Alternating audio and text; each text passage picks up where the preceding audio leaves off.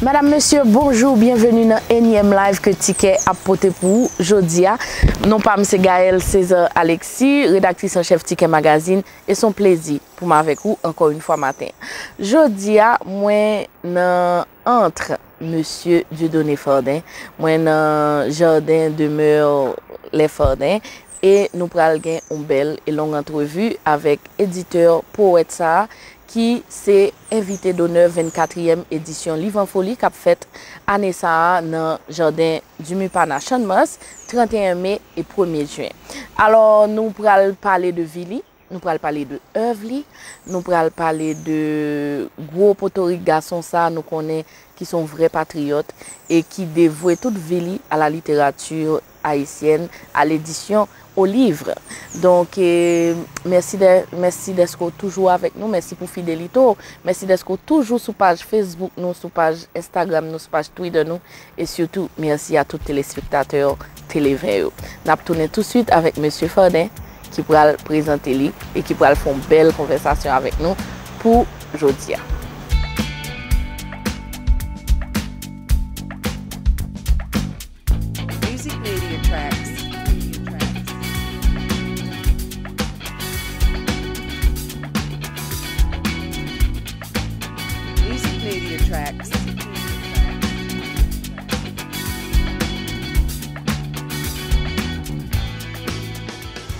Voilà, mesdames et messieurs, Jean-Monsieur Dinois, on est dans les jardins fleuris de Madame Fordin, dans la demeure des Fordin. On est avec Monsieur Dieudonné Fordin, qui gagne les éditions Fordin, une plus ancienne édition dans le pays.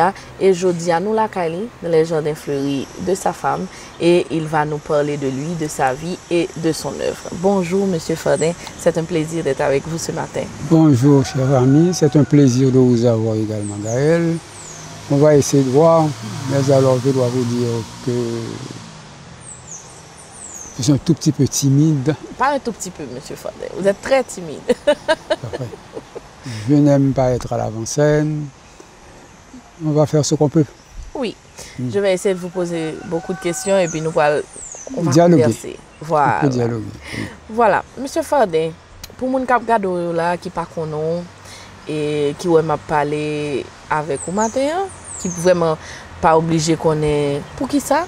Qui est-ce qui est-ce qui Dieudonné Fordin? Et Dieudonné Fordin. Dieudonné Fordin, c'est un nom de plume. Certainement, tu as aimé qu'on a écouté me. Mais qui vrai nom avant tout? Je m'appelle Benoît Louis-Marie Pierre. Pierre, c'est mon nom de famille. Benoît Louis-Marie Pierre. Voilà une découverte encore une fois ce matin. Benoît Louis-Marie Pierre qui est très connu sous le nom de Dieudonné Fordin, un nom de plume. Pour qui ça? Quand elle sortit, il va aller avec Benoît Marie Pierre là du tout? Eh bien, comme je vous disais au départ, je suis un monsieur très timide.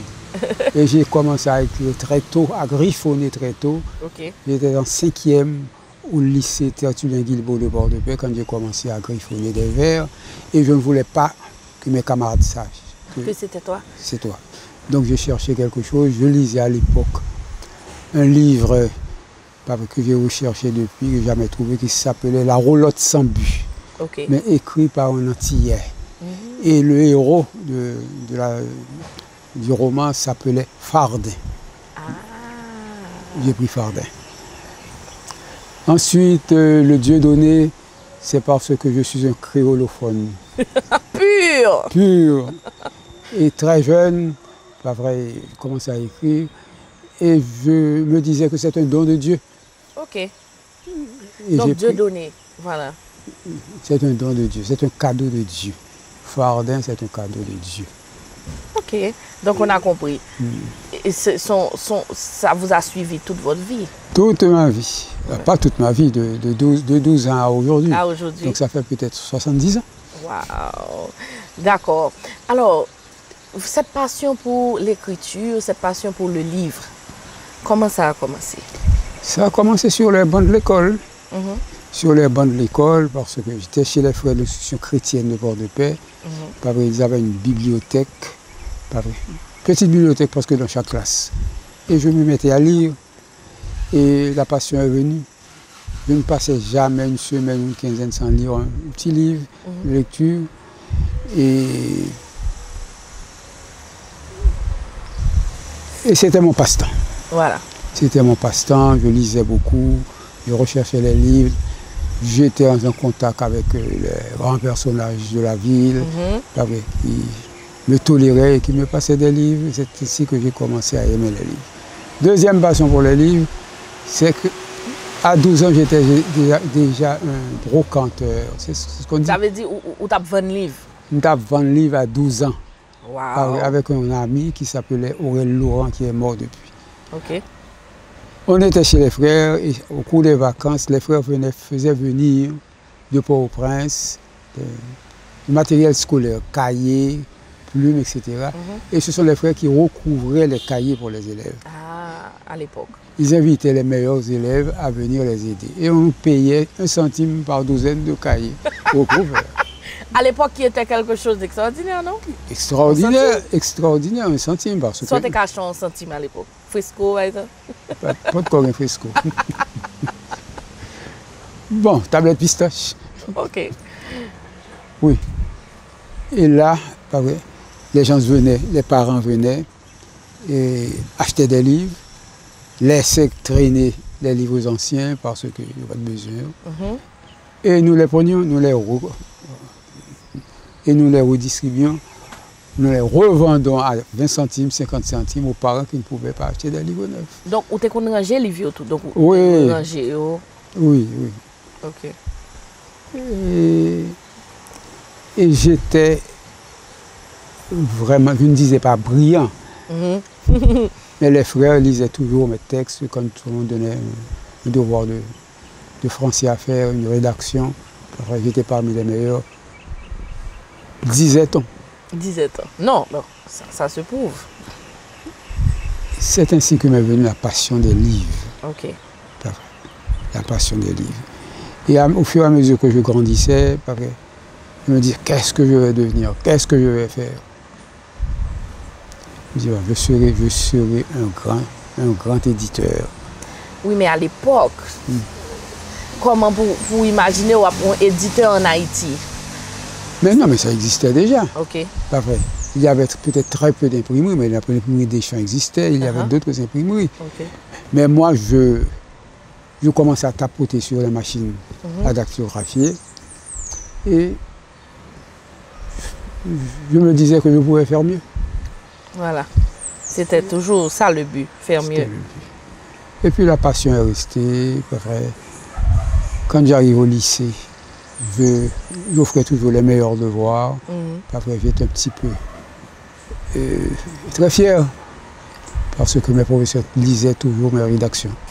Pour dire aux élèves, voici un bon devoir, voici comment est-ce qu'on écrit. Et je me prenais au sérieux. Ok, mais vous êtes aussi un militant qui a commencé très tôt aussi. Et avec des amis, avec d'autres personnes, nous mettons sous pied un journal le petit samedi soir. Oui, ça j'avais à peu près 17-18 ans quand j'ai commencé avec le petit samedi soir. On était ensemble, parce qu'on faisait... Il y a quelque chose qui m'a marqué. Il y avait une histoire d'Haïti, une géographie d'Haïti de Paul Pereira. Paul Pereira, c'est un ingénieur, mais un écrivain également, un ingénieur. Et en parlant du Nord-Ouest, il a écrit le Nord-Ouest est le plus petit et le moins intéressant des 5 départements. Oui. Et puis, ça m'a marqué, ça m'a marqué les autres, et puis je me suis mis à fouiller pour savoir. Pourquoi? Pourquoi? Et j'ai découvert que c'était par... C'est pas... Je ne peux pas dire que c'était par mépris parce que Pereira est arrivé à Port-de-Paix, je crois qu'elle a épousé une Port-de-Paisienne. Elle était très impliquée dans le milieu. Mais il pensait que c'était le département le moins intéressant. Et les amis et moi, nous avons décidé de chercher pour voir ce qu'ils pouvaient faire de Port-de-Paix. Un département intéressant. Un département intéressant. Nous avons découvert que nous avions tous une mine de souvenirs historiques, pas vrai. Et on s'est mis à secouer les jeunes qui étaient autour de nous, monter des pièces de théâtre, faire des excursions et tout ça. Ok. Et l'aventure, vous avez laissé Port-de-Paix, vous êtes rentré à Port-au-Prince, en quelle année? Je suis arrivé à Port-au-Prince en 1964. Ok. Mais déjà, on avait laissé des empreintes à Port-de-Paix. Ok. Par exemple, on s'était réunis, Jadot, Achille, après Joseph, après des amis. Et on avait la passion de la lecture. Il y avait une bibliothèque à Port-de-Paix, la bibliothèque Sténio Vincent. C'est un monsieur qui a beaucoup fait pour les lettres. C'est lui qui a créé 5 bibliothèques départementales. Wow. Une bibliothèque dans chaque département avec beaucoup de livres, des livres étrangers. Et on s'est dit, mais pourquoi ne pas intéresser les enfants, les élèves à la lecture? Et nous sommes entendus avec les directeurs. On a demandé 5 ou 6 gourdes par tête d'élèves. On a rassemblé l'argent, on est rentré à Port-au-Prince, à l'Institut français, faire commander des livres. De telle sorte qu'après 2 ou 3 ans, dans chaque établissement à Port-de-Paix, il y avait une petite bibliothèque d'une centaine de livres pour intéresser les élèves à la lecture. À la lecture. Je dis toujours que c'est l'ancêtre de Direction nationale du livre. C'est l'ancêtre, parce qu'en principe, c'est ce qu'ils faisaient aussi. Okay. Mais c'était déjà une chose courante à Port-de-Paix dès les années 63-64. Ok. Que, en fait, vous aviez instauré. Que j'ai instauré. Et à la même époque, avant de partir, on voulait prouver à M. Péra que le département était intéressant. Non seulement intéressant, mais ça avait un passé quand même. Oui. Et on s'est mis ensemble pour faire couler un buste de Capois-la-Mort. Oui. Qui existe encore. Toujours. Qui existe encore. Ce sont les élèves qui ont cotisé et on a fait chercher le buste à Port-au-Prince. On a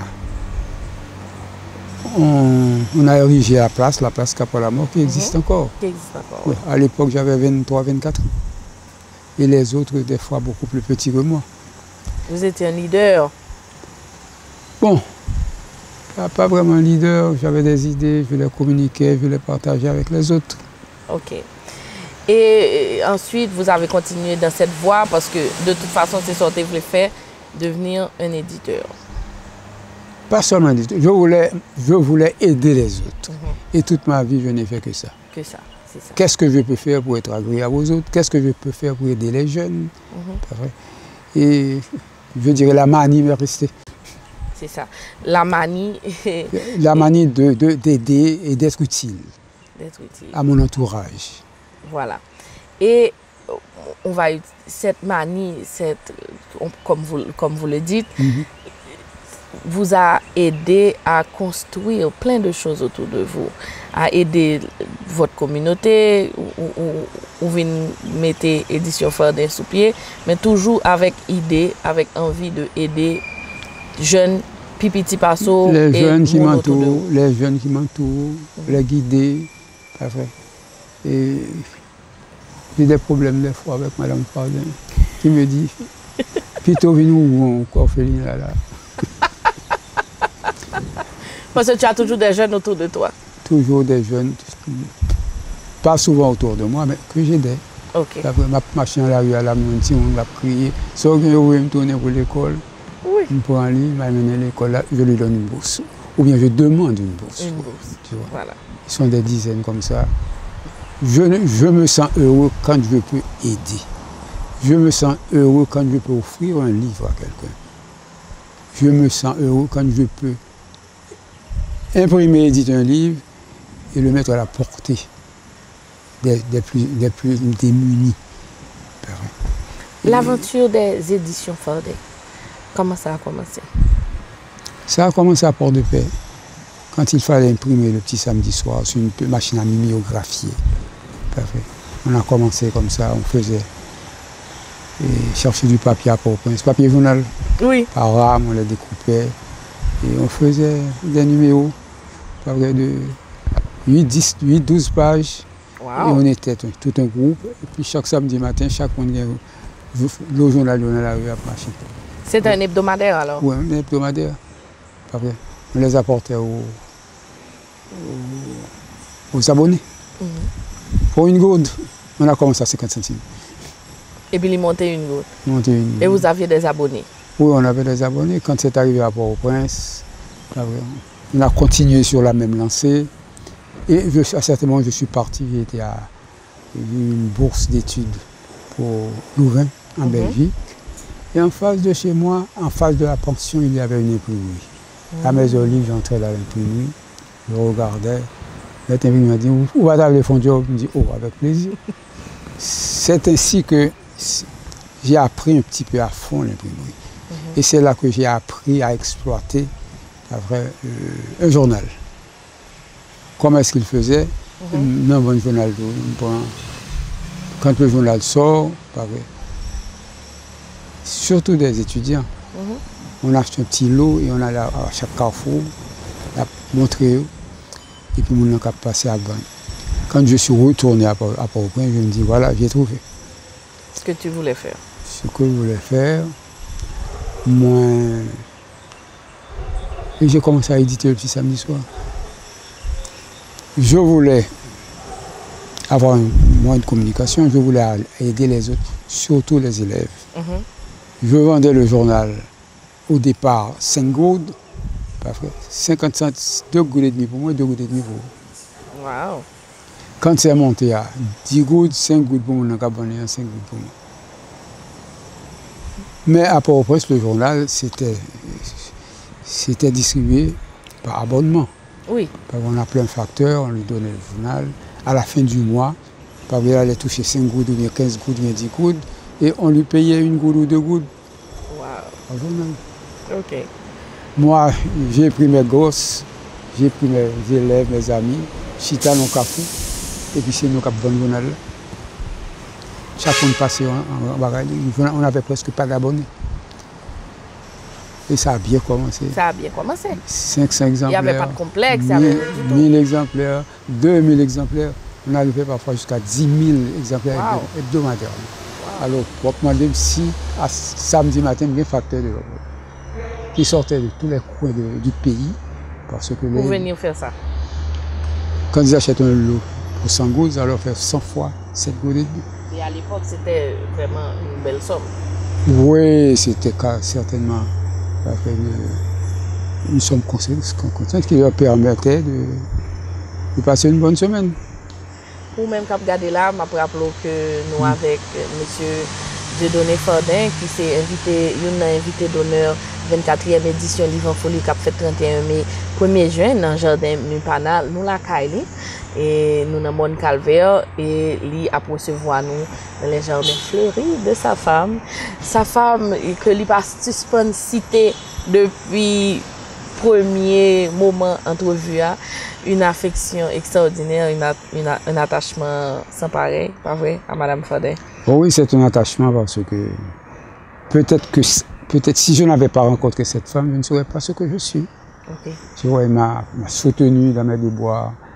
Il a fait l'éducation de mes enfants, c'est pas mon frère. J'étais toujours au four et au moulin, pas vrai. Et je ne sais pas, si elle n'existait pas, je n'aurais pas existé. Une belle histoire d'amour qui a commencé il y a combien de temps? Je l'ai connu sur les bancs de l'école. Oh, à Port-de-Paix? À Port-de-Paix, et quand j'ai laissé Port-de-Paix, je l'ai rencontré encore à Port-au-Prince-Vaval. À l'époque où tu connais déjà que ce serait la femme parfaite pour toi? Non, pas vraiment. C'est arrivé comme ça, un jour comme ça, et puis ça a commencé, ça a débuté, et ça continue à être une histoire d'amour, sans partage. Oui, 52 ans de mariage plus tard, pas vrai? Waouh! C'est un exemple. Je dois prendre ça en exemple pour voir et que de nos jours, tout est facile pour se séparer, mais bon. Et l'attachement est quand même toujours là. Et l'affection aussi. C'est ça qui fait que le couple a duré, tout, monsieur Fadel. Oui, j'ai pas toujours été sage. Ah ah, il faut le dire. Il faut le dire. Non, les poètes ne sont jamais sages. Il faut le dire à son honneur parce qu'elle m'a toléré. Ah oui. Beaucoup toléré.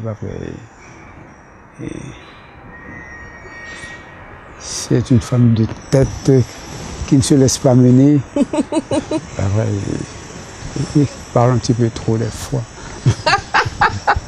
C'est la manie de toutes les femmes, de toute façon. Et au cours des ans, j'ai trouvé le truc pour avoir raison de tout ce qu'elle me dit. J'acquiesce à tout ce qu'elle me dit. Oui, chérie. Oui, chérie. Oui, mon amour. Tu as raison, mon amour. Oui, chérie. Et puis voilà. Jamais la contradiction. Et puis ça va. Vous avez combien d'enfants? J'ai 4 enfants, 3 garçons et une fille. Wow. Ah ouais. Et vous êtes grand-père aussi, sinon? Oui, grand-père. Ma petite fille est née à combien? Ok. Et à peu près 30 ans. Hein. Ah, waouh, c'est bien. Et Non, pas 30 ans, 24 ans. 24 ans. Et vous êtes à la retraite maintenant. Comment ça se passe, cette vie-là? Je ne me vois pas à la retraite. Je suis toujours actif. Ok. Je suis toujours actif. Oui, vous faites toujours ce que vous avez toujours fait, aider les autres. Et les éditions. Oui, je m'occupe un petit peu de les éditions. Pas à 100% cette aussi, parce que j'ai mes fils qui m'aident. Mais je suis quand même un passionné des livres. Je fais toujours des recherches. Et ma spécialité, c'est la reproduction des livres anciens. Et je les achète des fois à prix d'or, rien que pour le plaisir de les reproduire. De les reproduire. Et à bon marché, pour que n'importe qui puisse les acheter. Ouais, c'est ça. Je ne condamne pas les autres parce que l'édition, ça coûte cher ces jours-ci. Mais moi, quand je reproduis un livre, si le coût de reproduction me coûte 5 gouttes, moi, 7 gouttes, moi, 6 gouttes. Ouais. Je ne peux pas demander aux autres de faire ça parce que je sais ce que ça coûte. Oui. Et j'ai des confrères qui sont sur le marché. Quand je dis 3 dollars pour un livre, ils disent 1000 gouttes. Je comprends très bien. Oui.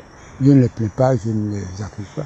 Mais moi-même, je me fais pour distribuer, pour propager, pour mettre à la portée des jeunes, des lectures intéressantes. D'accord. Je ne fais pas pour profit immédiat, mais pour servir, pour aider à instruire, pour diriger les jeunes, pour guider les jeunes, parce que si on ne les guide pas, le pays a fini. C'est sûr. Et au monde d'un coup de Dieudonné Fardin, de la trappe de Dieudonné Fardin, je suppose que tu proposes un pile poste politique. Qu'on te prend ou qu'on pas te prend? J'ai jamais fait de la politique active dans ma vie. Jamais. Et j'ai jamais pensé à occuper un poste de prestige. Si on m'en a offert, à longueur de journée. Et jusqu'à ces derniers temps, mais je refusais toujours. Pourquoi? Parce que ça me donne là. Parce que je ne voulais pas. C'était pas le but? C'était pas... Oui, c'est-à-dire que je ne suis pas un homme de devant de scène, vous aimez dire ça? D'abord, et puis... Vraiment, comment vous expliquer que j'ai jamais été un homme politique actif? Voilà. D'abord parce que j'aime dormir. Ça vous fait rire? Oui. Je dors au moins 12 heures par jour. Ah bon? Et vous voyez là, à côté de ma femme, ou bien sur mon lit seul, bang! J'ai donné près de la maison. Pas pleuver la nuit. La nuit. Ou bien on veut entrer la carreau. Le président est là, vous ne pouvez pas le laisser. Vous êtes un petit peu son ange gardien et tout le reste. Non, vous en passez.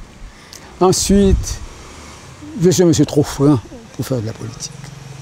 Ok. Si je n'ai pas occupé de poste politique une seule fois, quand je suis arrivé à Port-au-Prince, j'ai été offrir mes recueils de poésie créole à l'ONAC, l'Office national d'alphabétisation, et j'ai rencontré le directeur, je lui ai proposé 2 ou 3 recueils. Il dit, viens travailler avec moi ici. Il me dit, non, je suis venu ici pour être professeur, ça ne m'intéresse pas. Moi, je me suis relève encore. À l'époque, j'ai retrouvé à l'office un de mes anciens professeurs à Port-de-Paix, c'était Harry Carina, mon professeur d'histoire. Il est originaire de Jacmel. Et puis, quoi ça, monsieur dit, Fadé, non. Il m'a encouragé et je suis resté. Pas comme employé, comme prestataire de service. À midi, je laissais mes cours, je venais faire 2 heures de temps à l'office, parfait, et je retournais à mes cours. Mais ce qui m'intéressait là, c'est qu'il venait de faire l'acquisition d'une presse moderne. Je voulais voir comment est-ce que ça va. Ça revient quand même à la presse, à l'imprimerie et aux livres. Et puis un jour, au mois de septembre, le 7 septembre, jour international de l'alphabétisation, M. François Duvalier devait venir à l'office pour prononcer son discours de circonstance. Alors moi je dois vous expliquer que j'étais un petit peu le secrétaire privé du directeur. Et puis M. Relé me dit, moi, Fadin, président Walvin, là, vous êtes maître de cérémonie, dit, ça ne m'intéresse pas de faire politique. Collé encore moins, je vais trouver mon professeur Harry Carina. Il me dit, Harry me s'acrivait là, il dit, comment me fait moi être présenté devant François Duvalier, je vais un papier dans même, je vais le faire maître de cérémonie. Harry Carina dit, moi, sors mon pénègle là, on va rappeler son monde avec lui. Là, il vient devant, regarder après le chita, son chaise, il a un chapeau noir dans la tête. Il me dit, qu'est-ce que ça signifie? Il dit, regardez, figure. Comme si son homme a dégagé. Ma chère, croyez-moi, ça a été une journée extraordinaire. Je me présente, je fais une belle prestation. Et puis après quoi, il y avait une exposition de livres en créole. Mais l'exposition, si tu as 100 livres là-dedans, il y a 50 qui étaient pour moi. Je prêtais pour faire l'exposition, mettre sur le. Et puis après, la partie littéraire, je suis retourné chez moi. J'habitais à l'époque à Fontamara. Parce que je n'ai fait mon livre. Oui, on finit. Fais ce que tu as fait. Et puis, M. Duvalier a été à la salle d'exposition. Il a regardé le livre, il s'intéressait au livre. Mais chaque 2 livres, il prend un son Dieu donné Fadin Cladin. Dieu donné Fadin Cladin. Et il a appelé le directeur, Dieu donné Fadin. J'aimerais lui parler. Oui. Il va venir, non? Ou tu es dans la caillou? Il court et descend, il faut un chauffeur venir chercher moi. Il est arrivé, je me regarde. C'est vous, Fardin? Il me dit, oui, c'est moi, Fardin. Vous êtes de Port-de-Paix. Si on regarde une petite explication. Et puis à certains moments, il tire son carnet. Et puis tout ça m'a dit, il a marqué. Quelque temps après, on a décidé de restructurer la boîte. Après, une division d'action communautaire, une division d'alphabétisation, avec un secrétaire général.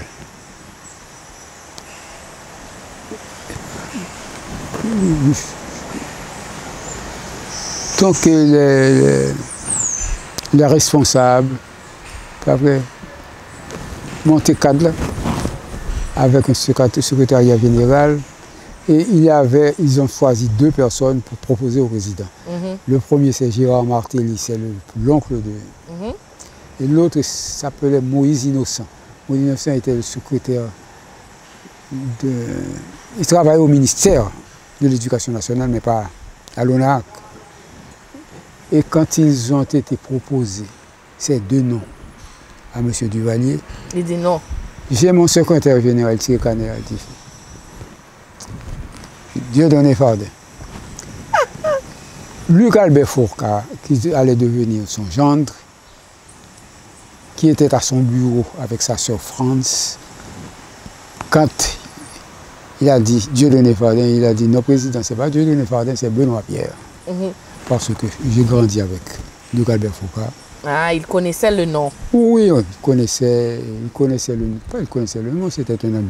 Ok. D'accord. Alors, pour vous dire que j'ai refusé. Le ministre Vieux m'a dit pas qu'à refuser un poste président Barreau. J'ai accepté. Mais sous condition, je suis professeur, je vais à mes cours. Pas vrai.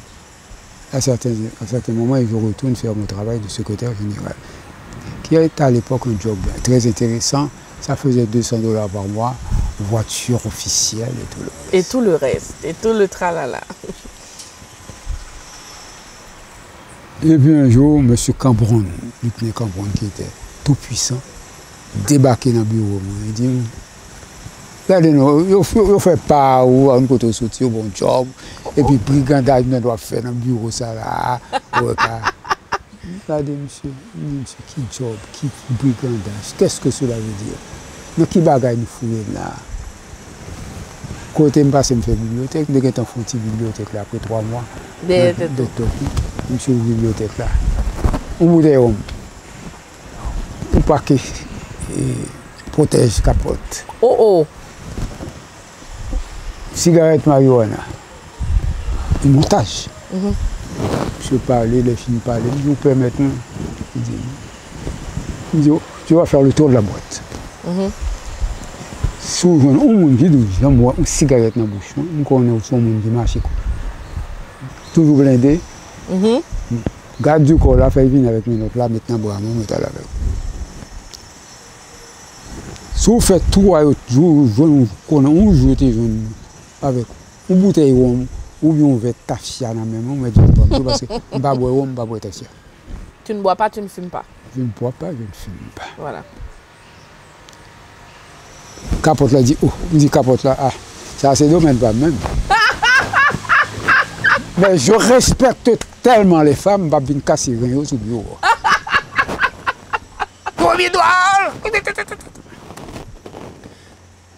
Je suis allé, il m'a dit qu'on venait dans la barrière, je ramassé toutes les agribailles.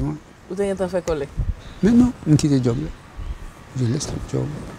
Je vais chez moi, j'écris une autre ministre pour le remercier. Il me dit que le ministre la tête en bas. Il veut chercher, il faut pas qu'on ne pas bailler démission sur François Duvalier. Il me dit, ouais, dit François Duvalier que je baille démission. Moi-même parce que 20 ans qu'on me respecte, parce que je me respecte des têtes. Tu ne sais pas que le ministre Vieux, non seulement qu'il me respectait, qu'il m'aimait, il passait presque 6 mois, 7 mois. Il n'a jamais travaillé du Duvalier, il n'a pas encore. À la fin de l'année fiscale, septembre, je me un rapport pour faire, il me dit, c'est tout bon pour le job. Ça n'a pas intéressé. Je retourne chez moi. Bon, quand arrivé là, voici le comptable qui arrive avec un comptable, il a une lettre, il dit, mais ça, ministre la Bribaou, 7 chèques. Parce que vous êtes travaillé pour eux, il me dit, ouais, dis ministre la merci. Et après? Mais non, je prends un chèque, je fais une lettre au ministre pour lui dire, je n'ai pas travaillé pour le chèque. L'école l'ouvrit, m'autoriser de changer le chèque pour retirer l'école. Voici comment est-ce que j'ai quitté l'administration publique. L'administration publique et je ne suis jamais retourné. J'ai eu des offres. Beaucoup d'offres. Oui, par exemple, quelqu'un comme vous, ministre de l'Éducation nationale. Oui, j'aurais pu être, chaque fois qu'on me les offrait, je les refusais. Par exemple, Jean-Claude Duvalier m'a fait appeler une fois pour m'offrir la direction des presses nationales. Oui. Je dis merci, Henri Nanfi a voulu m'envoyer comme membre de la commission communale de Port-au-Prince. Il me dit ça n'a pas intéressé. Pas vrai. Mes amis étaient au pouvoir. C'était Théodore Achille, Jean-Marie Chanoine et tout le tralala. Pas vrai.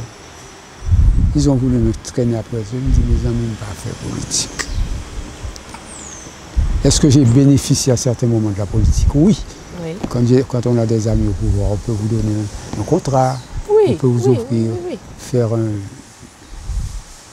Une flotte avec consultation. Oui, etc. Mais j'ai jamais été attiré par la politique. C'est ça. Active. Active surtout. Mais j'ai fait la politique du livre. Tout le temps, un livre, après publié, on a un bon marché, même si je perdu, j'ai consacré ma vie au livre. Oui. Et j'ai l'impression de mourir. De fin incinéré, moi, parce que c'est incinéré, on va l'enterrer. Donc, c'est mettre 2 livres ensemble, avant de revenir dans la main. Pour incinérer les livres avec vous ensemble? Wow. Non, 100 livres avec 100. Vous avez un livre préféré, par exemple? Un livre où ça c'est all-time favorite livre. Depuis toujours, c'est le livre ça qu'on voulait. Qu'on aime, qui marque et que on va toujours conseiller tout le monde. Le gouverneur de la Rosée. Gouverneur de la Rosée. Le gouverneur de la Rosée. Prenez note, gouverneur de la Rosée. Tout le monde a dû lire gouverneur de la Rosée. Oui, ça c'est presque une obligation pour le jeune haïtien de lire gouverneur de la Rosée. Une question, M. Fadé. Comment vous voyez le jeune haïtien d'aujourd'hui?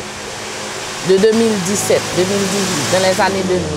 Un jeune haïtien, on va regarder aujourd'hui. Qui j'en ai? Bon. Le devenir des jeunes haïtiens aujourd'hui dépend des aînés. S'ils ont en face de mauvais exemples, ils vont toujours continuer à bouler caoutchouc. L'aîné qui veut rendre service aux jeunes doit se respecter. L'aîné doit se respecter. À ce moment-là, le jeune a un modèle. Si c'est le jeune qui entraîne dans le micro-radio, tel c'est voleur, tel c'est fait des accusations sans fondement, même si les accusations étaient valables, on ne peut pas détruire un pays, pas vrai, parce qu'on veut arriver, on ne peut pas détruire un pays parce qu'on n'aime pas X ou Y. Moi j'aime tout le monde, parce que j'ai toujours eu de bons rapports avec tout le gouvernement, même Jean-Bertrand Aristide. Pourtant, c'est moi qu'on ça me subit. Pas en bas Jean-Bertrand seulement, mais alors la plupart des gouvernements qui ont précédé, ils ont boulé même 3 cailles, ils ont boulé bibliothèque, ils ont boulé toute machine. J'ai dû prendre l'exil. Parce que tu étais un rebelle, non? Même pas? Mais non, point du tout. Je disais ce qui me paraissait la vérité, juste. Je ne le faisais pas pour avoir un job de l'État, ça ne m'intéressait pas. Et j'ai dû faire un peu d'exil. Et là encore, j'ai subi les conséquences, les inconséquences des dirigeants haïtiens. Quand je suis parti pour l'exil, j'ai failli ne pas partir pour l'exil. Ah bon? Quand on a volé tout ce que je possédais, il fallait partir. Et puis, avec ma femme... Et ça, vous étiez déjà marié? C'est une affaire qui date d'une quinzaine d'années. Ah. Sous Aristide, c'est la seule fois que j'ai pris d'exil d'ailleurs. Et quand j'arrive à l'aéroport, j'avais un ami de Port-de-Paix qui était directeur de l'aéroport. Monsieur n'a pas été puis côté passeport, il prend un passeport, il prend un passeport madame, il prend un passeport petit. Suivez-moi. On monte à son bureau. Monsieur dit, où m'en gagne dans la prison là? Il dit ça pressé.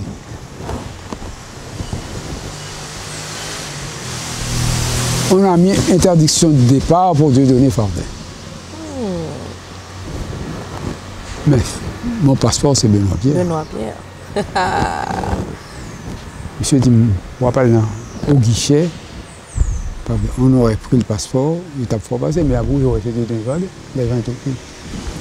Donc, je suis obligé de prendre un passeport. Là, il fait checker pour moi, il fait monter un avion. Il faut passer. Il fait me passer, c'était le directeur de l'aviation. Donc, voici comment. Mais c'est bien d'avoir un nom de plume quand même. Benoît Pierre a sauvé Dieu de Nevada. C'est quoi votre premier jour sur Terre, M. Fardin? Mon premier jour, c'était un 18 novembre. Oh, un 18 novembre en plus. J'ai été marqué. J'avais un destin dès le jour de ma naissance. Ah ben oui. c'est un saut, cette date de naissance-là, le 18 novembre. On interview très intéressant avec une invitée d'honneur, 24e édition du livre en folie, M. Dieudonné Fardin, qui nous l'a calé, nous dans le jardin, et même sous les bruits, qu'on essaie des bruits ambiants que nous pas qu'à éviter. Et il fait partie du décor. M. Fardin fait dit que avant que nous retournions la première fois, que il passait tout métier, nous a dit qui existait. Cordonnier, il a fait un banc pour moi. Tailleur, Mécanicien. Parce que mon père était un très grand mécanicien. Okay. C'est quelque chose qu'il faudrait peut-être vous dire tout à l'heure. Ah. Mon père est originaire de Tabar. Je ne vais pas dire fait tout métier, mais j'ai tâté de tout le métier.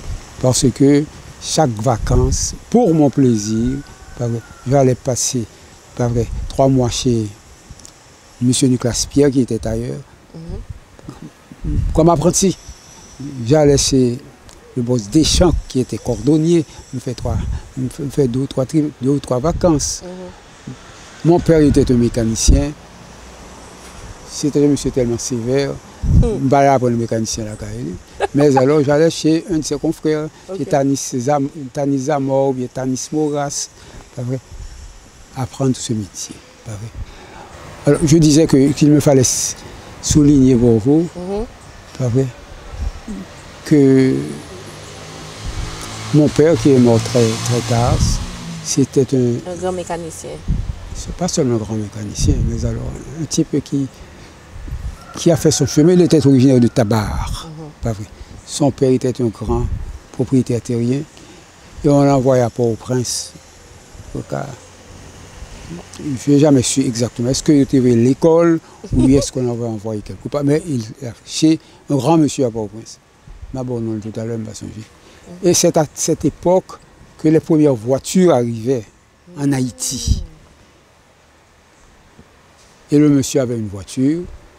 Il était là autour de la voiture, il regardait comment il a manœuvré, comment il a bagaillé, et il s'intéressait à la voiture au point qu'il apprend à conduire machine. À Port-de-Paix, il y avait un grand homme d'affaires qui s'appelait. Vous laissez c'est un Moras, d'accord? Qui voulait avoir sa voiture à Port-de-Paix. Il est rentré à Port-de-Paix et a acheté une voiture. Mais il n'y avait pas de route voiturable. Pour aller à Port-de-Paix, il fallait aller à dos de cheval ou bien passer par la mer. Et voici que mon père, a voulu tenter l'aventure. Il a appris à conduire. Il a fait son stage dans un garage à Port-au-Prince. Et M. Moras a acheté sa voiture et puis pour aller Port-de-Paix en voiture. Première voiture pour entrer Port-de-Paix. Première voiture pour traverser ce Port-au-Prince. Pas Port-de-Paix, je peux traverser Saint-Marc, Gonaïve, tout le reste. Il a passé près de 3 mois sur la route. Sur la route. Quand il arrive, il voit un peu manœuvre. Il taille route, je suis rentré Port-de-Paix. Donc ça a été la première voiture. Alors, vous imaginez, un homme qui arrive avec un... Ma fille était ça, faut 3 pédales, par contre qui ça. Et puis une machine il avait des bogies, c'est par des chevaux. On va faire on va marcher. Donc c'était un héros, un petit pouchon. Oui. Mais c'était pas pour lui, c'était pour M. Moras. Et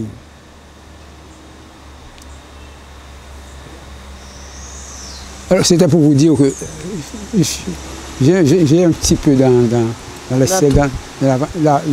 goût de l'aventure. Oui. Parce qu'elle a passé près de 2 mois ou 3 mois pour sortir de Port-au-Prince pour arriver à Port-de-Paix. Okay. Donc il a formé toutes les générations de chauffeurs de Port-de-Paix. Ok. Donc, et pour ça vous a marqué? Ça, c'est quelque chose qui a marqué aussi votre vie? Oui, ça m'a marqué parce que ça m'a appris à bouger. Je bougeais constamment. Je voulais tout savoir. Je voulais tout faire pour passer le temps. Bah, imaginez un homme de lettres qui sont monde qui manuel en plus. Hein. Très, très manuel. Madame a levé le gros lot. Quand j'ai laissé Port-au-Prince en exil, j'arrive en exil, même pas de cachita. Pas vrai. Je sortais très tôt, m'a marché dans tout, j'étais à Miami. Pas vrai.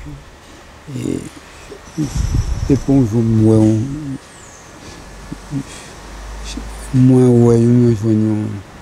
Draï qui travaille, moi entré dans Draï là, m'a regardé, le propriétaire paraît, ils sont haïtiens, il m'a dit si vous voulez travailler dans Draï là, je dis oh, avec plaisir. Moi entré, mal mopé dans Draï là. Ou pas peut travail, ou pas peut rien comme travail. Mal mopé. Mais après une semaine, j'ai dû laisser. Ah. Tu ne sais pas pourquoi. Non seulement ma femme ne savait pas que je travaillais là, parce que je me suis mopé après une heure de temps aller. Mais la chaleur qui se dégageait des fours, quand je ne trouvais pas ça, ça me donnait la roulie, etc. J'ai dû laisser. Ok. D'accord. Et je cherchais quelque chose à faire. À l'époque, en Haïti, on transportait presque 3 millions de douzaines de mangues de francisques sur les États-Unis. 3 millions. Il fallait 3 millions de boîtes pour chaque boîte. On mettait une douzaine de boîtes de mango dans chaque boîte.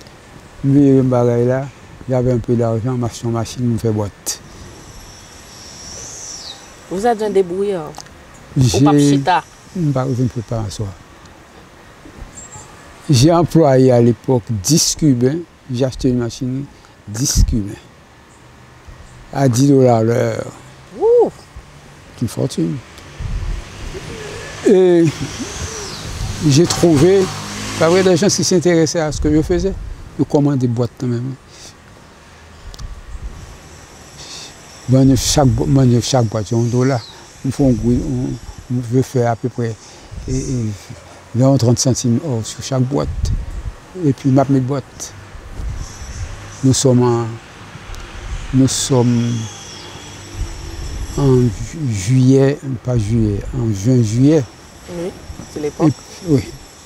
Et puis, les toutes boîtes, une film paraît presque 5000 boîtes. Coup d'État. Aristide. Il rentre aux États-Unis en bagot. Je perds du tout à l'heure. Vous perdez tout. Dans la boîte, les boîtes, je ne peux pas entrer en Haïti. J'ai dû les éviter. Chaque fois que je me fais faillite, même je recommence. Tu recommences. C'est la persévérance du gagnant quand même, du battant, du survivant. Mais ça a été le plus grand coup de ma vie. Wow. C'est parce que je suis chita là, je n'ai pas pris un problème. Et puis. Oui, on va prévoir. Oui. Et votre femme a toujours été là pour vous supporter dans ces moments-là? Oui, la gardienne fidèle. La gardienne fidèle. Oui, puis lui, elle se débrouille également quand elle arrive aux États-Unis.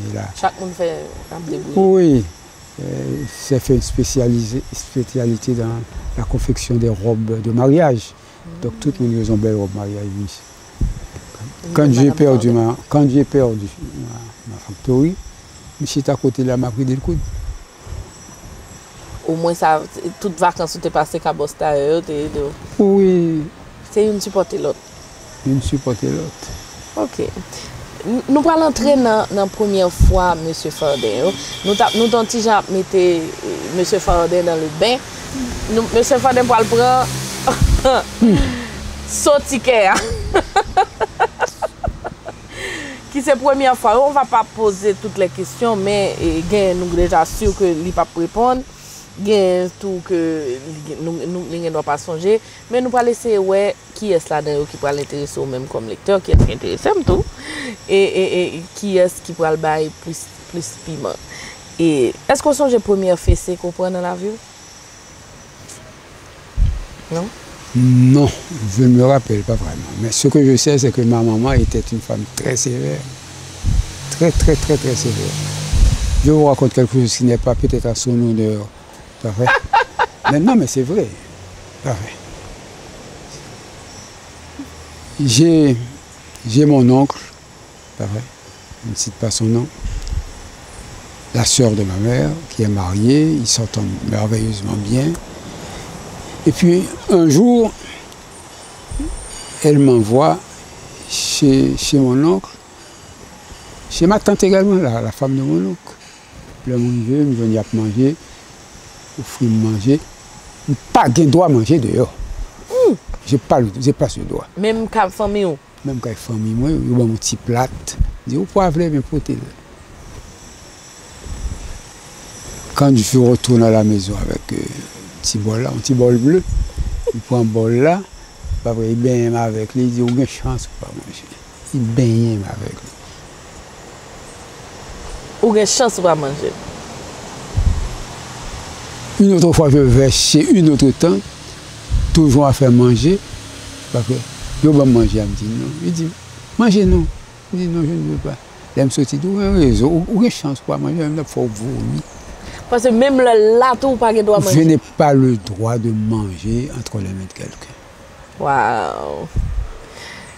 Votre premier baiser? Oui, moi je ne me rappelle pas. Ou si tu n'as pas envie de dire pour Mme Ford? Mais non, c'est pas mal. J'aurais pu dire ou pas. Mais ça, c'est pas. Premier flirt? Gaël, vous m'embarrassez. Ok, je vous désembarrasse. Premier amour. Ah bon, ça c'est facile. Premier amour, la première femme que j'ai aimée, mais pas la première femme avec qui j'ai eu des relations. Non, premier amour, l'amour émotionnel. La première femme que vous avez aimée.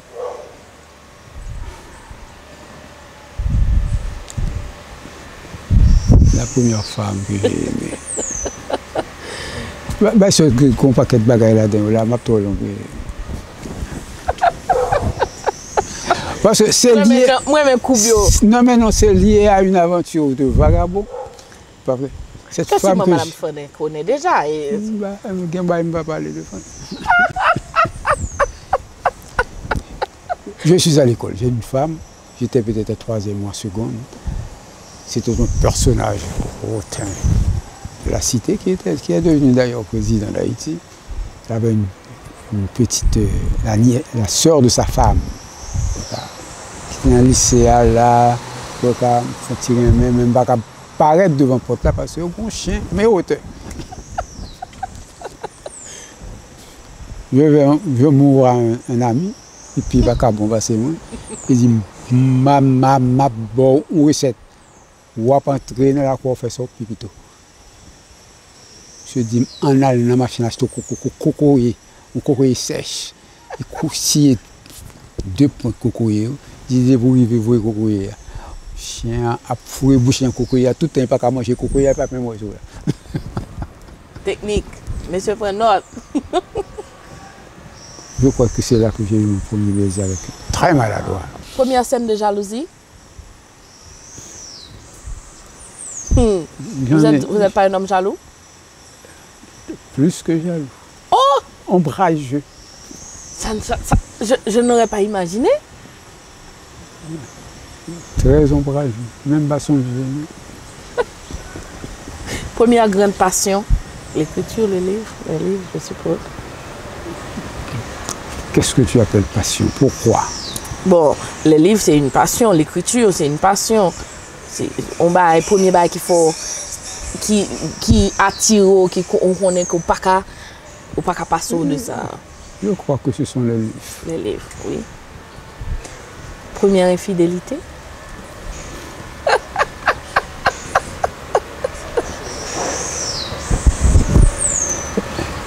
Moi, mais silence là. On va passer. Premier diplôme. Mon diplôme, le premier diplôme que j'ai eu, c'est le diplôme de fin d'études. Et je n'ai jamais vu vraiment. Parce que je suis allé à l'école de droit, j'ai passé 3 ans, je n'ai pas passé les examens finaux. À l'ethnologie également. Le premier diplôme que j'ai détenu vraiment, c'est à Louvain. Même côté de passé, parce que vraiment je ne m'accroche pas au diplôme. Oui. Là j'ai fait. Quittez me garder vous. Oui. Qu'est-ce que j'ai fait à Louvain? Ça c'est le curriculum vitae de Dieudonné Ford. long de 4-5 pages. Bah ouais, non, côté me donne là. Qui soit chercher? Écoute, C'est la première page, quand même. en 73-74.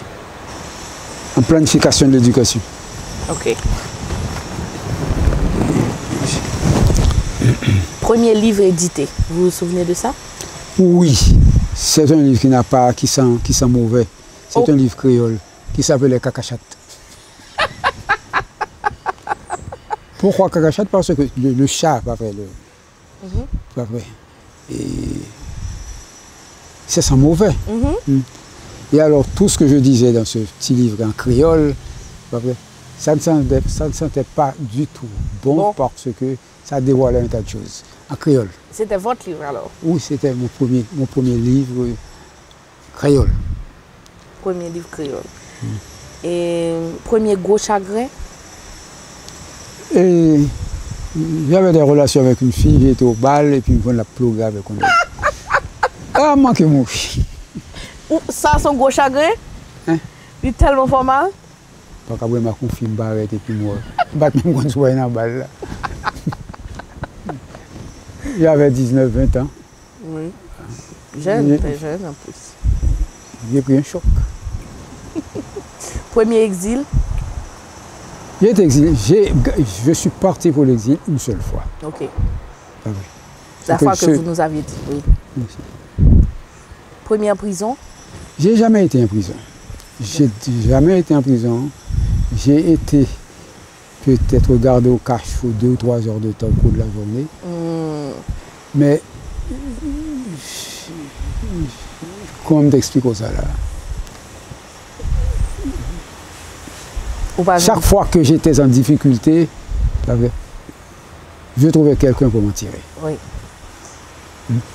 La prochaine question, c'est la première bagarre. Vous n'êtes pas un homme bagarreux?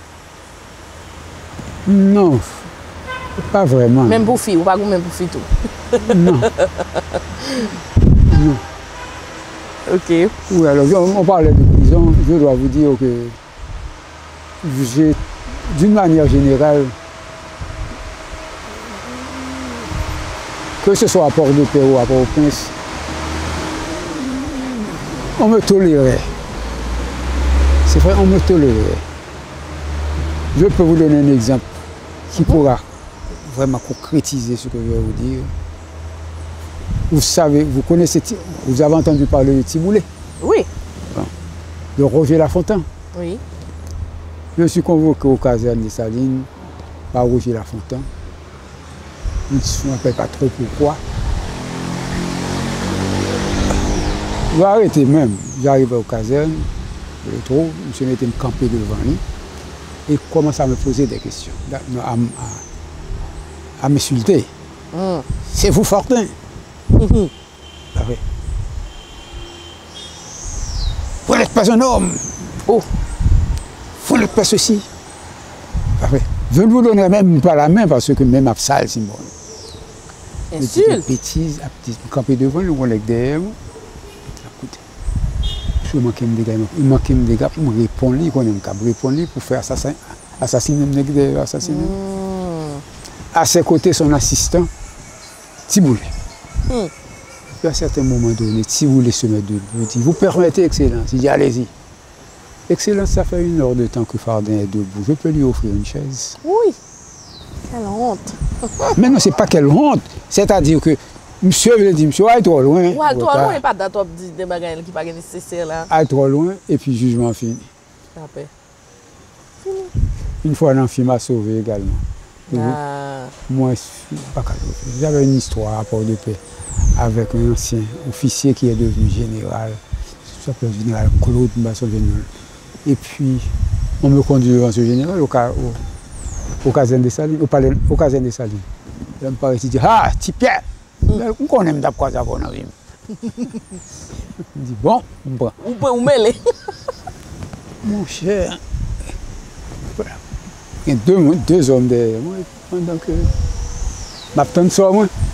Et voici que Nanfi, qui était à l'époque, chef de l'armée, qui vient à passer, il dit, oh, Oh, si personne fait là, on a la même. Oui, et puis pour la paix. Nous sauver.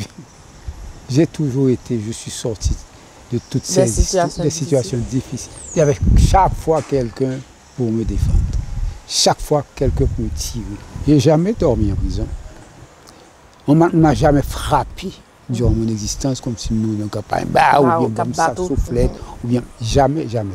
Il y a des gens qui auraient pu, on t'a dit, monter toutes ces scènes avec ça, jamais. Je n'ai pas le droit de dire ça parce que je n'ai jamais été frappé, je n'ai jamais dormi en prison. J'ai toujours été protégé à certains moments donnés. Pas des choses que je ne soupçonnerais pas. Ouais. Première lecture? Bon, ça remonte. À tellement longtemps. Mais j'ai commencé à lire quand même depuis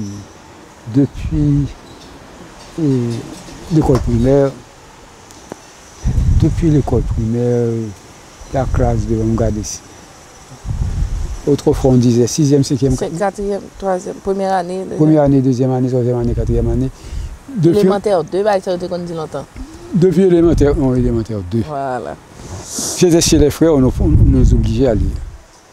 Et l'habitude m'est restée. Vous êtes un homme sportif? Non. Vous pratiquez un seul sport? Je dors, c'est mon sport. Pas l'autre. Quand vous étiez jeune.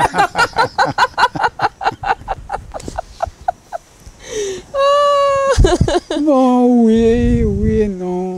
Pas vrai. Premier succès littéraire? Mon premier succès littéraire.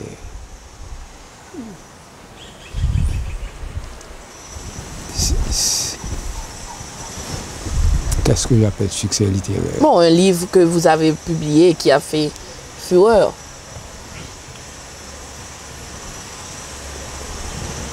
Tout ce que je publie, c'est vrai,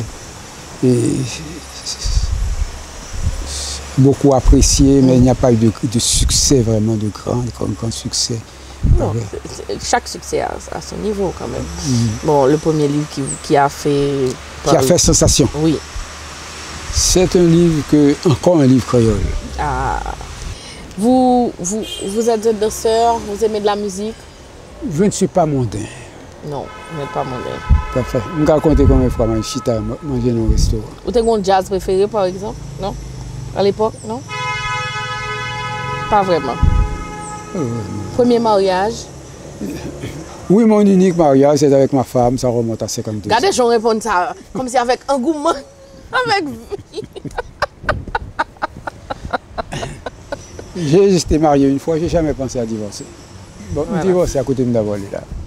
Quand on t'a aller? Je suis d'accord. Je suis tombé sur une mine d'or. Je reste ma fouille. Oh. Frédéric, vraiment, j'espère que tu diras ça de moi un jour. Dans une entrevue que tu fais. Vous avez un plat préféré? Oui, maïmouna avec zabouka. Oui, sans viande. Sans viande. Oh, ok. Je suis un paysan. Bon paysan. Bon paysan. Bon paysan. Vous êtes égaré dans la ville alors? Oui, je ne suis pas à l'aise. Demandez un peu à l'aise. Votre péché mignon? Regardez les belles femmes. Regardez ma femme, excusez. Oui, mais rattrapage. Qu'est-ce que vous faites de votre passe-temps? Je dors. Oh mon Dieu! C'est vrai. Si j'ai quelque chose que je retiens de cette entrevue, c'est que vous aimez les belles femmes et vous aimez dormir. Parce que... Eh bien bon. Et vous avez une question qu'on ne vous pose jamais?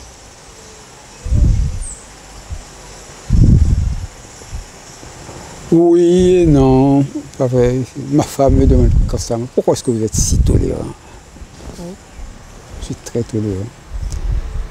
On me le pose, mais des fois je ne réponds pas. Vous êtes un père sévère, non? Non. Mais des fois je suis sévère. Ah oui. Quand je vois, quand j'ai un fils qui s'éloigne des principes que je lui donne, je me rappelle un jour, je rentre mon troisième fils avait une servante, une bonne, qui s'occupait de lui, me la balle bonne, un coup de pied. Coup de pied! Qu'est-ce que cela veut dire? Oh! Je dis, qui bagaille me tombe là? J'ai pas travaillé pour ça. Oui, ça c'est pas petit tout levé. Moi, prends rigoise, baille bonne, me dit baille bonne, faut Calé. 10 août. Bonne, refusé. Oui. Pas fait. Il dit, sous pas parler, moi, ma bateau, parce que je ne peux pas te laisser.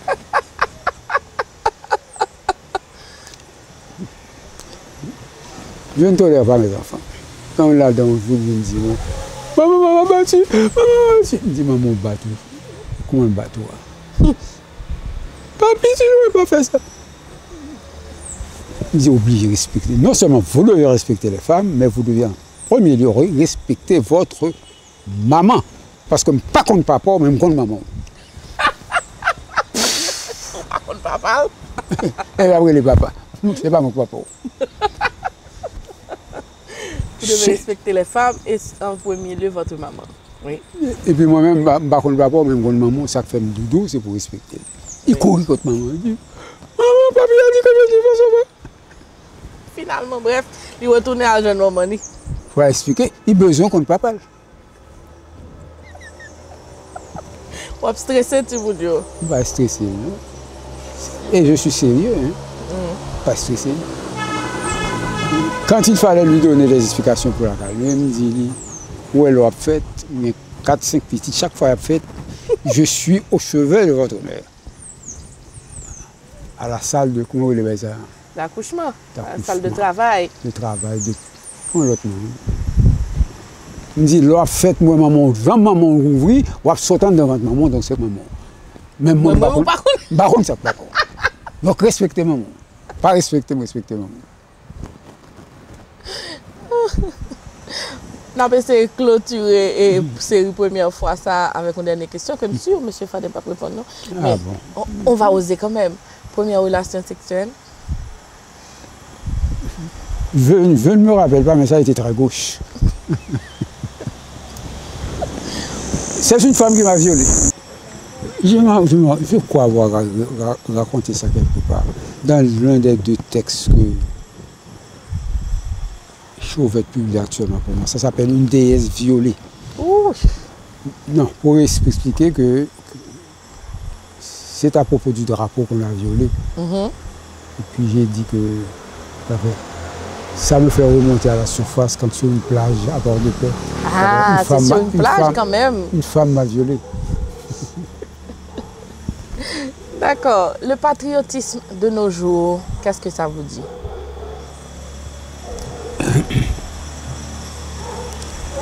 Vous sentez qu'il y a des patriotes engagés, des gens qui ont gourmé pour le pays, ça toujours?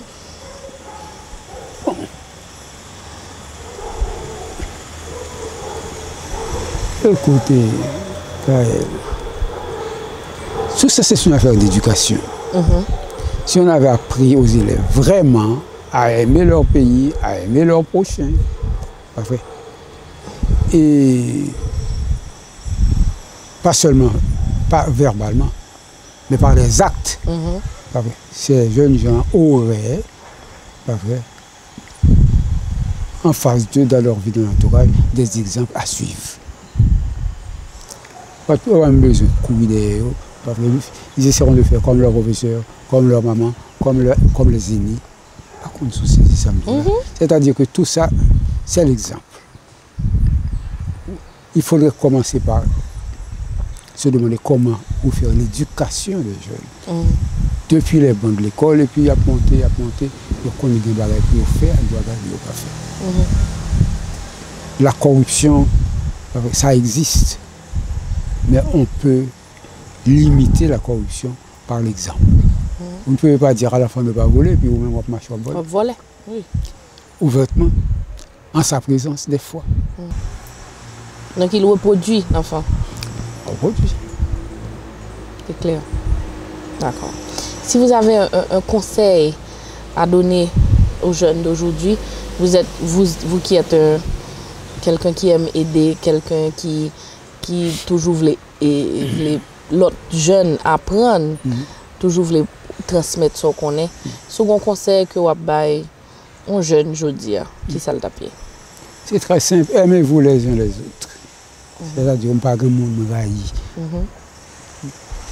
Même si nous nous mettons tous oreilles, on veut les oreilles, on tire, on va me lever, on va gagner contre. D'ailleurs, c'est arrivé à plusieurs reprises. Je l'ai montré devant le porte là, on équipe paraît là, il fout une balle. Quand la balle là fait ça, zip, il grave là, il saute là. Je suis infirme. Devant votre maison? Là. Oh. Et mais aucun ressentiment envers cette personne? Aucun ressentiment. Par contre, c'est parce que si quelqu'un peut faire ça, c'est qu'il est malheureux. Mais il faut une grande paix d'esprit pour accepter ça comme ça, M. Fadin. Je ne vais pas garder personne aucune. Je ne vais pas comme on raille dans la vie, c'est pas vrai du tout. Tu peux me faire quelque chose, je prends mes distances avec vous. Oui. Mais railler au monde, pas ouais. D'ailleurs, je n'ai pas le droit de railler. Oui. Parce que pour qu'on m'aime, je dois commencer par aimer. Donc j'aime tout le monde pour qu'on m'aime. Et je suis là à faire du bien à tout le monde, tant que je puis, n'importe où je suis, tant que je pourrai, sans grande gueule. Parce qu'il y a des choses, quand on les fait, on les garde pour soi, on n'a pas besoin de les publier. Oui. Je ne vis pas pour moi, je vis pour les autres. Donc si je vis pour les autres, je dois tolérer les autres. Essayer de les améliorer, de les amender, si c'est possible. J'allais dire Madame Fadin, n'a dit me parler de Madame Nato. Non, non, moi j'aime ça. Maintenant, elle dit constamment que je suis trop tolérant. Mais avec les gens qui travaillent là sur la cour. Trop tolérant. Les femmes ont légèrement tendance à être un peu plus sévères que les hommes. Oui, mais si elles n'étaient pas comme ça. Oui, ou t'as tout lagué, tout pareil. T'as lagué, tout serait sans dessus, sans dessous. Sans dessous, voilà. C'est une bénédiction du ciel de l'avoir rencontré. Vous avez un livre de chevet? Un livre, la Bible. La Bible, oui. C'est mon livre de chevet, mon livre de sagesse. Oui. Madame, monsieur, merci. Et nous mettons fin à l'entrevue. Nous avons M. Fadin en pile. Nous avons un bel cadre, un cadre agréable. Nous comprenons ça. Et M. Fadin a bon des paroles que nous avons entendues peut-être toute journée. C'est un plaisir pour moi. Mais malheureusement, nous n'avons pas qu'à antenne pour toute journée. Merci d'être côté avec nous. Merci pour la fidélité et merci d'être ou suivant l'entrevue. M. Fadin, ce fut un réel plaisir, mais vraiment un plaisir extraordinaire de partager ce moment avec vous. Merci de votre disponibilité. On a envahi votre jardin. Ça a été un plaisir, Gaël. Un plaisir, ça n'arrive pas chaque jour. Oui, vous êtes timide, mais quand même, on a essayé de faire le mieux qu'on a pu. Vous êtes arrivé à me déstresser. Déstresser, parce que ça a été très bien. Merci pour les techniciens. Oui. Après, et ce sera peut-être pour la prochaine fois. Oui, bien sûr. J'espère vous recevoir parce que j'en ai encore pour 20 ou 25 ans de vie. Donc, ben voilà. On aura l'occasion de se revoir. On aura l'occasion de se revoir. C'est pas demain la fin. En attendant, le rendez-vous, c'est jeudi 31 mai et vendredi 1er juin à Livre en Folie, dans les jardins du Mupana, pour venir saluer, signer et retirer les livres, les recueils de M. Fadin dans les éditions Fadin. Les éditions Fadin qui participent à Livre en Folie depuis combien de temps là maintenant? Dès le début. Depuis 24 ans. Depuis 24 ans. Voilà. Je suis à Livre en Folie. Oui. Et mon premier succès, et le premier succès de Livre en Folie, avait remonté à cette époque-là, où en un jour j'ai vendu 100 gouverneurs de la Rosée. Wow. C'était à l'époque la vente la plus appréciable. À Livre en Folie. À Folie, les autres vendaient 4-5 livres, moi j'avais vendu 100. Une centaine. Wow. Parce que c'était un livre extrêmement rare, extrêmement cher. Quand on les enlevait à 5 gouttes ou à 10 gouttes, je ne me rappelle plus. Et à l'époque, vous avez démocratisé. Oui, dès cette époque-là, je vendais. Jusqu'à présent, je gagne très peu sur tout ce que je veux. Oui, ce n'est pas le but. Le but, c'est d'instruire. Le but, c'est de faire lire les jeunes, surtout. Et de transmettre. Voilà, madame, messieurs, merci. Merci pour fidélité. Continuez à suivre nous sur Facebook, continuez à suivre nous sur Twitter, continuez à suivre nous sur Instagram et surtout continuez à regarder Télé20. Merci d'être côté avec nous aujourd'hui. Rendez-vous encore une fois, m'a rappelé, c'est 31 mai, 1er juin, dans Livre en Folie, dans le jardin du Mupana, de 10h du matin à 5h de l'après-midi. Merci à madame Fordin pour ce merveilleux jardin. Merci encore à monsieur Fordin et puis à bientôt. Bye merci, bye. Merci Gaël. Tu Merci, salues chez toi, Fordin. tu salues ton mari. Ah oui, avec plaisir. Bye bye.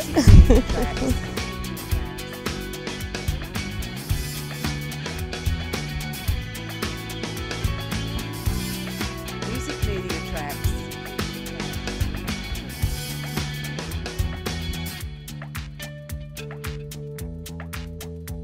Music Media Tracks.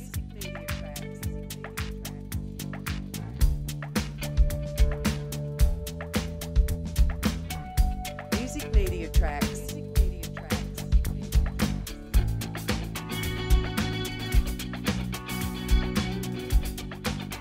Music Media Tracks.